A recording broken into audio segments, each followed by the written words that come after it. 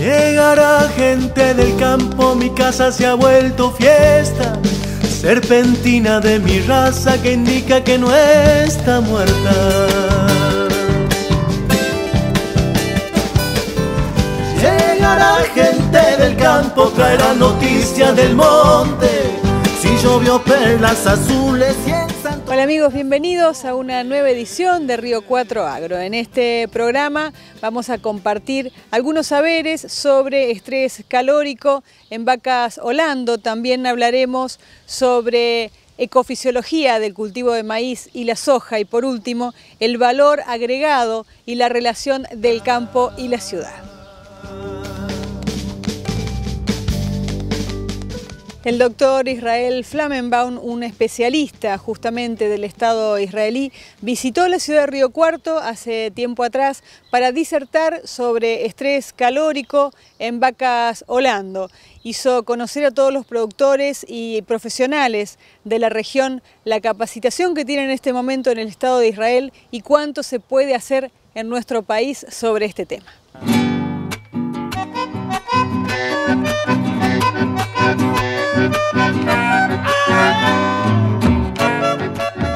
Yo estoy en el tema del estrés calórico casi 40 años. Mi maestría en la Universidad Hebrea de Jerusalén fue en el año 75 sobre los efectos de los ventiladores en la vaca lechera, y mismo mi doctorado fue en el tema del enfriamiento de la vaca en su metabolismo y factores nutricionales.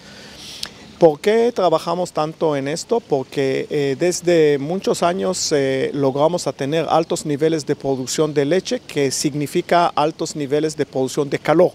Así que, por un lado, nuestras vacas generan mucho calor que tienen que disiparlo en el verano, y por otro lado, tenemos un clima bastante caluroso en el verano, con altas temperaturas y humedades.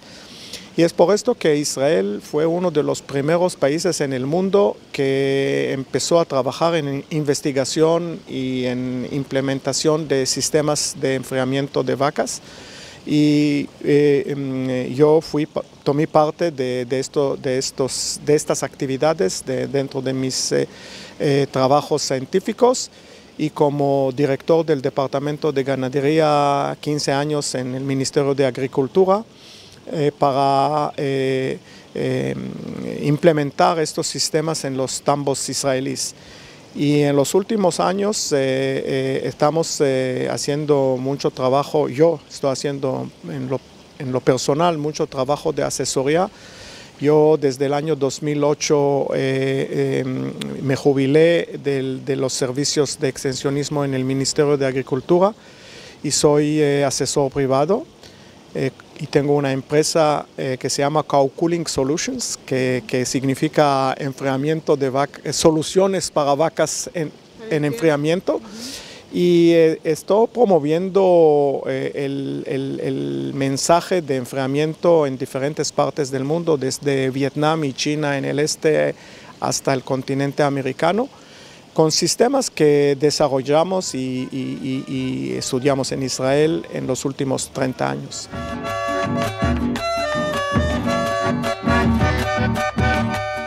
Conociendo usted ya por varios viajes que sé que ha hecho la realidad argentina, ¿cuáles son los sistemas de enfriamiento que más se adaptarían, sabiendo también que los productores argentinos tienen estos vaivenes económicos que a veces los hacen ajustar las cuentas, ¿no? Sí, el mensaje más importante que vengo trayendo en mis visitas a Argentina, en mis últimas visitas, estuve aquí en mayo en Mercoláctea, en Rosario, es que el enfriamiento de vacas es tan sencillo y tan barato que esta inversión se puede recuperar en 1 o 2 años. Antes de todo, los tamberos argentinos no saben cuánto están perdiendo de no hacerlo. Y esto es la primera cosa que trato de enseñarles, cuánto están perdiendo, porque si uno no sabe lo que pierde, no va a hacer el esfuerzo de resolverlo. Y se pierde muchísimo, se puede perder hasta 15 y 20% del ingreso de una vaca al año. Y por otro lado, el costo del enfriamiento es relativamente muy bajo. Son ventiladores, aspersores, controladores, pero si hacemos el cálculo, son pocos pesos por vaca año. Respecto de lo que se gana luego. Y esto deja un ingreso bastante bueno al tambero que lo implementa, pero que lo implementa bien. Y parte de mi asesoría, o gran parte de mi asesoría, no es solamente decirle a la gente qué es lo que hay que construir e instalar, pero cómo utilizarlo en la forma adecuada y cómo averiguar si está dando resultados a través de diferentes sistemas avanzados de monitoreo. Por eso la importancia, siempre decimos, en todas las actividades, pero sobre todo en este tipo, de llevar datos, ¿no? De registrar datos. No, datos es siempre algo básico. Sin datos no podemos avanzar. Pero digo, después de llevar datos es hacer cálculos, no solo datos, pero cifras y traducir todo a pesos y centavos. Y cuando traducimos el estrés calórico y el enfriamiento a pesos y centavos y le demostramos al tambero cuánto se puede beneficiar económicamente de esta tecnología, ya el camino para la implementación es corto y yo espero que estas visitas, estas charlas que voy dando en diferentes partes de Argentina, estas semillas que estoy sembrando den frutos.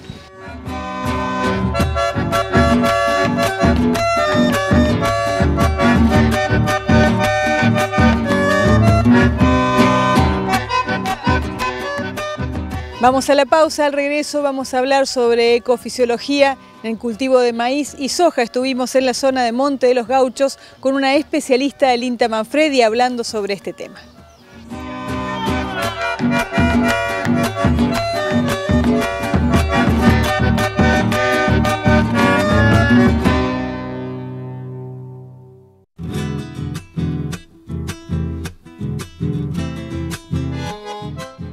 Invitados por el INTA, en la zona de Monte de los Gauchos, al sureste de la provincia de Córdoba, se reunieron muchos productores de la región justamente para hablar sobre ecofisiología en cultivos de maíz y soja, esta vez con una especialista del INTA Manfredi como lo es la doctora Claudia Vega.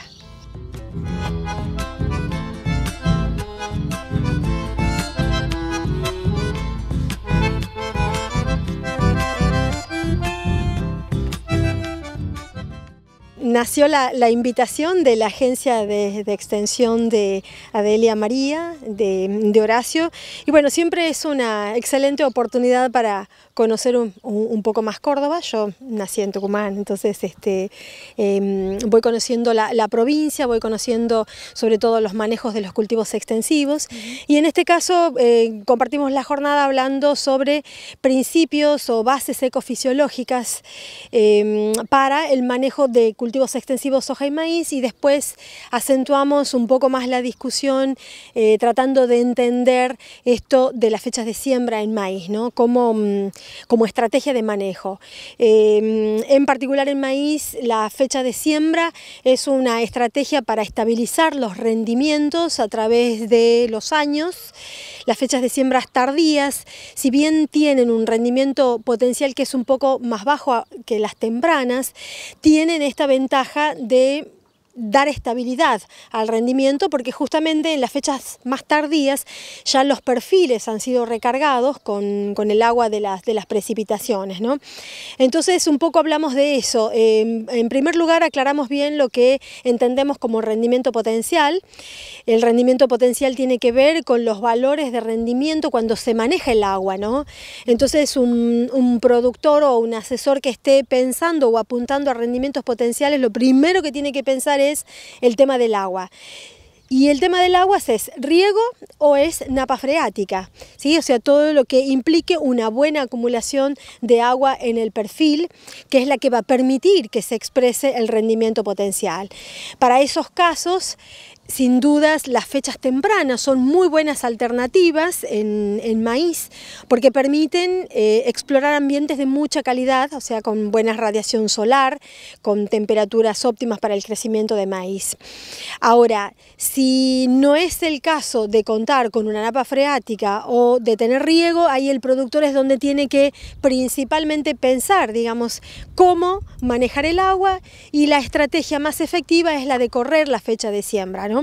Y esto es un concepto que vale para también la soja, con un poco más de límites porque no hay que ser tan extremo en fecha de siembra de la soja, pero en el caso del maíz, justamente fechas de siembra de diciembre permiten en esta zona o estas latitudes explorar ambientes y lograr buenos rendimientos, ¿no? Y bueno, este año en particular ha sido un año en donde el agua no ha faltado y se han visto rendimientos muy altos de maíz, muy interesantes.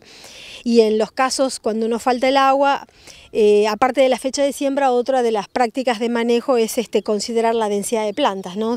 Estamos viendo buena respuesta al incremento de la densidad de plantas, siempre y cuando, por supuesto, hay agua, lo que le permite expresar un cierto potencial al maíz, ¿no?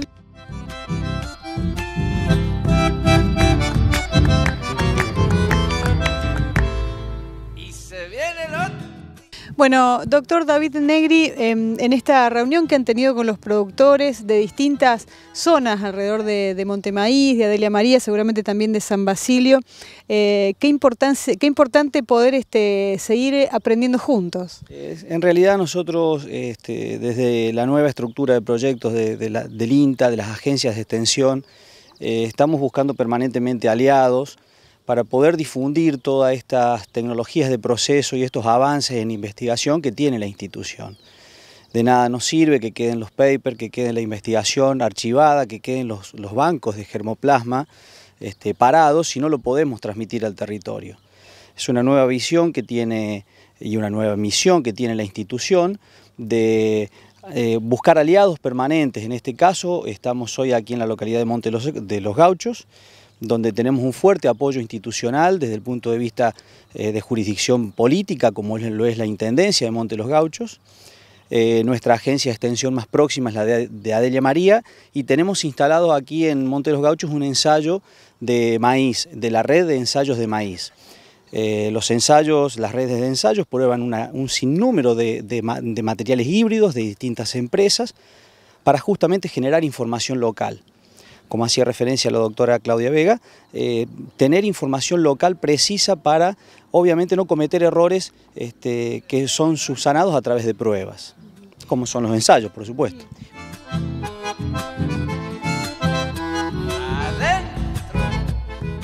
Intendente Ariel Grich de Monte de los Gauchos, acompañando estas reuniones de productores de distintas zonas que justamente hacen al bienestar de las localidades que circundan a los campos.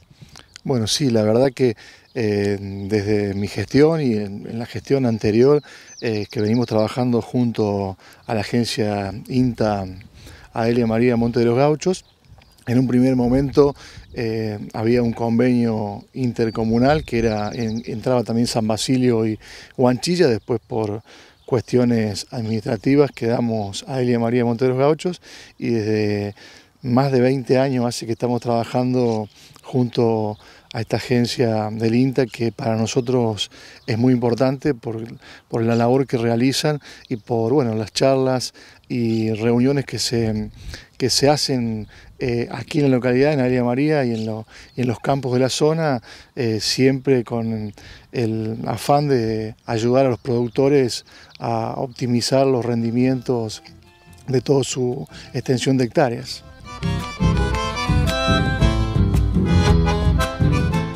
Hacemos la última pausa, pero no se vayan, los invitamos a quedarse con nosotros. Vamos a conocer cómo se puede desarrollar la producción del campo en relación con la ciudad. Justamente hablamos sobre valor agregado.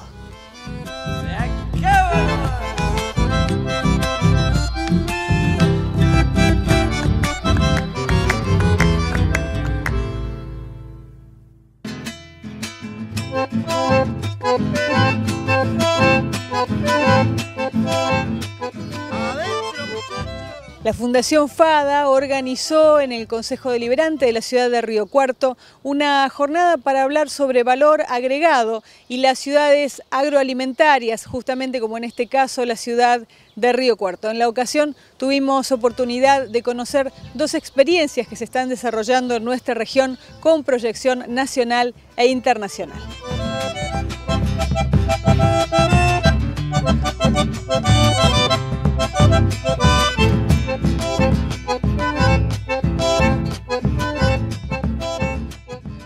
Hoy lo que vamos a dar es un pequeño seminario donde se puede mostrar el potencial del maíz en el uso energético y no solo en los mercados tradicionales que conocemos, que son aquellos del cerdo o las aves o todos los que ya conocemos. El uso del maíz en el mercado energético abre un panorama enorme como industria demandante. Bueno, ¿y cuáles son algunos números de los que ustedes han visto desde que se instaló Bio 4, desde que se instalaron las otras plantas, que ustedes fueron los pioneros, pero otras plantas también alrededor de la zona, en varias provincias del centro del país? ¿Qué cambio se ha dado? También, no solo en puestos de trabajo directos, yo estoy pensando en la burlanda, en los camiones que las trasladan y cuántos otros movimientos que se hacen. Bueno, un número importante para darle la industria del etanol, una industria incipiente, muy nueva, tiene 2 años. Arrancó en el año 2012 siendo Bio 4 la iniciadora y en el año 2014 ya consume 1,4 millones de toneladas de maíz, siendo que el mercado interno solo usa 10 millones, o sea, pasamos a consumir el 14% en un periodo de 2 años, o sea, año a año consume eso. Y como idea o dimensión, para que tengamos cuánto es ese número, toda la industria porcina solo consume 700.000 toneladas de maíz. Bueno, y pensando también en lo que significa, por ejemplo, que los productores ya no tengan que pensar en flete para llegar a puerto, también eso seguramente son números que dan a favor del hecho de que quieran cultivar maíz para agregarle valor. Sí, justamente lo que vamos a ver también hoy es que el maíz es un producto energético, entonces no conviene gastar energía para llevarlo a un puerto, sino que como todo proceso energético conviene la densificación en origen. O se transforma en un pollo, en un cerdo, en un litro de leche, o se hace un producto de mayor densidad energética para que su traslado a puerto sea más eficiente.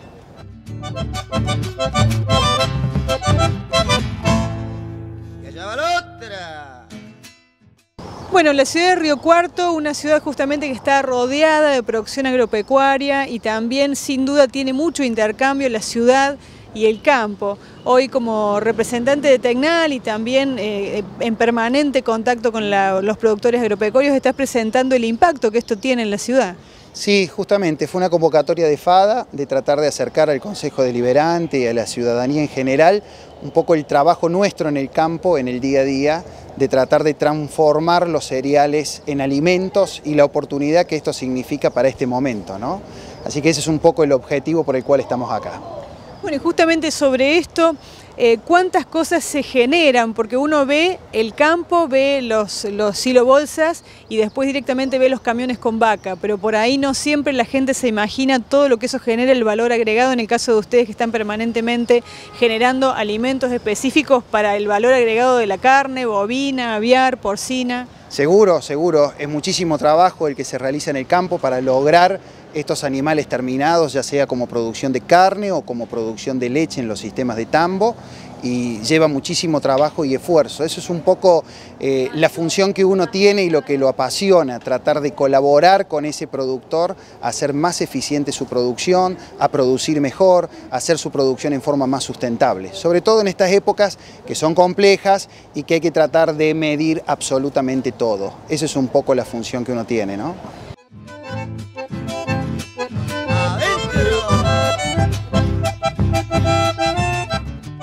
Licenciado David Miazo, se presenta justamente en el Consejo Deliberante de Río Cuarto lo que significa el aporte de la producción agropecuaria, agroindustrial a las ciudades, no solo de Río Cuarto, sino este intercambio permanente que se genera.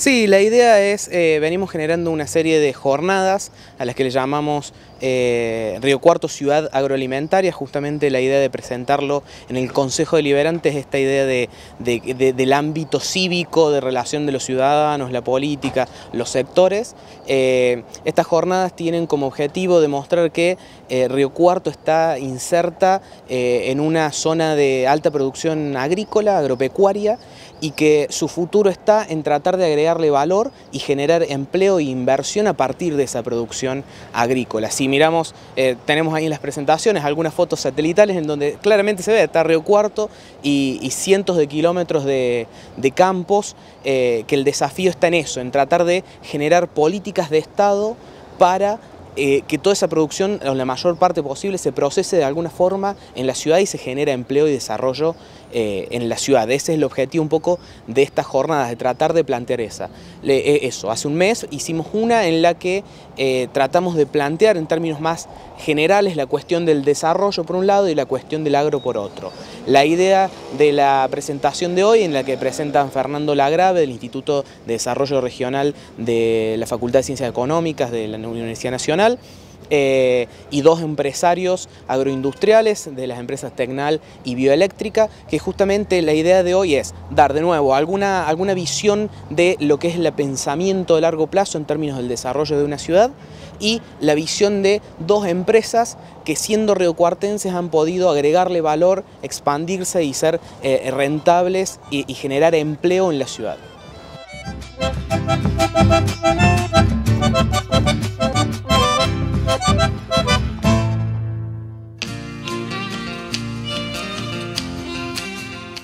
Llegamos al final de esta edición. Queremos agradecer como siempre su presencia, porque son la razón de ser de nuestro programa. Recuerden, a quienes están trabajando en agricultura en esta época, cumplir con las recetas fitosanitarias, tener en cuenta la legislación vigente para cuidar la salud propia, la ajena y sobre todo también la del medio ambiente. Nos reencontramos el próximo jueves a las 20:30 aquí en Río Cuarto Agro.